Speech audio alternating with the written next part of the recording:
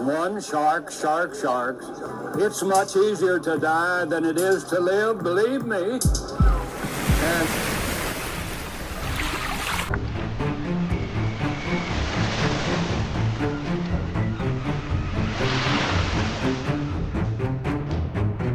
hello, this is Leonardo DiCaprio, and I will take you through this scary and fascinating true story. Picture this.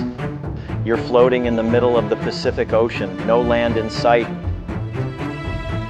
And oh yeah, there are sharks.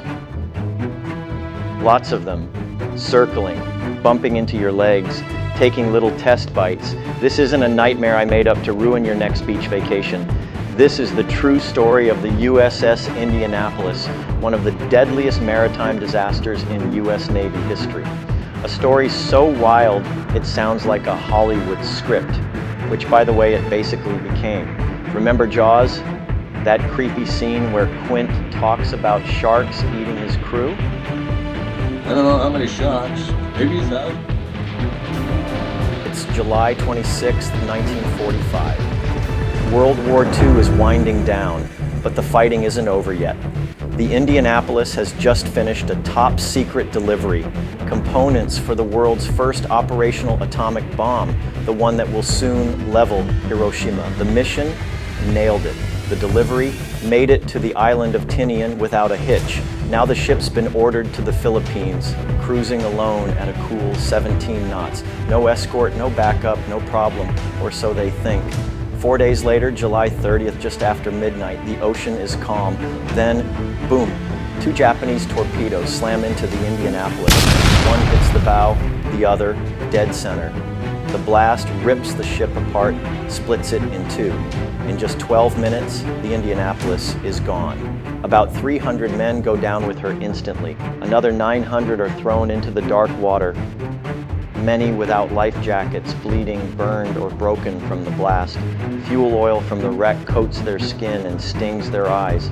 It's like swimming in a mix of salt water and gasoline while trying not to drown. The crew did send out SOS calls, but here's the twist. The Navy got them, and then ignored them. Maybe it was miscommunication, maybe incompetence, maybe just bad timing. Whatever the reason, no one comes looking. Not that night, not the next morning. Not for days. So there they are, hundreds of men stranded in open ocean. And then the sharks arrive. At first, the predators are curious. Gray fins slicing the water. A bump here, a bump there. The sharks don't attack right. But eventually, one sailor drifts too far from the group and vanishes under the water. Survivors say they could hear the screams, see the bubbles, and then nothing but the life vest floating back up. That happens again and again and again. boys drinking salt waters and going berserk. And you can't just continue to swim indefinitely. And it's difficult to swim 4.5 days, but many of us did. All I had was a K-pot life jacket. The men had other problems, like thirst. You can't drink seawater. Well, you can, but it'll drive you insane first. Some tried. They ended up hallucinating, babbling nonsense, and in some cases, swimming away from the group toward imaginary islands.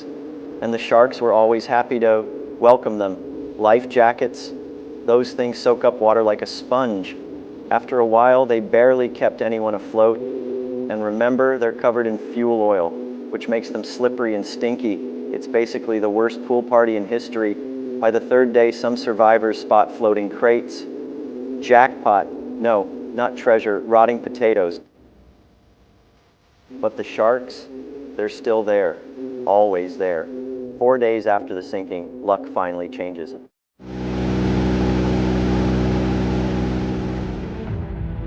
Bomber pilot named Lieutenant Wilbur Gwynn is out on a routine patrol. He looks down and sees specks in the water and then realizes they're people. Gwynn radios for help. The USS Cecil J. Doyle responds.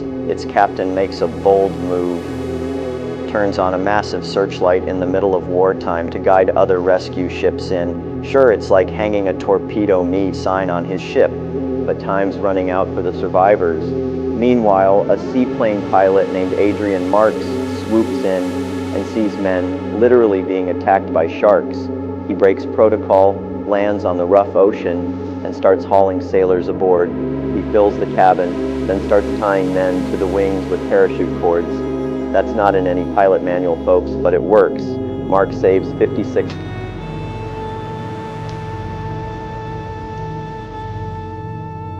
The initial sinking are alive. Out of the original crew of 1,196 men, the rest are gone, lost to injuries, thirst, or the sharks. And here's the kicker. The US government keeps the whole thing quiet for 2 weeks. Why? Because the ship's mission was classified. The public only learns about it on August 15, 1945, the same day Japan surrenders, and the story gets buried in the headlines of victory. But the tragedy doesn't end there.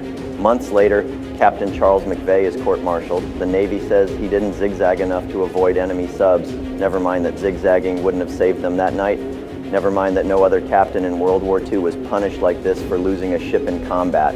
The case stinks of scapegoating. In 2000, Congress clears McVeigh's name, but it's too late. He took his own life in 1968, haunted by survivors' guilt and blame he didn't deserve. Today, the USS Indianapolis disaster is remembered not just as the deadliest shark attack in history, but as a perfect storm of bad luck, bad decisions, and human endurance pushed to its absolute limit. And if you're wondering if this could ever happen again, well, let's just say I wouldn't recommend testing it. May I say, impossible for him to see us. Here he's flying at that distance.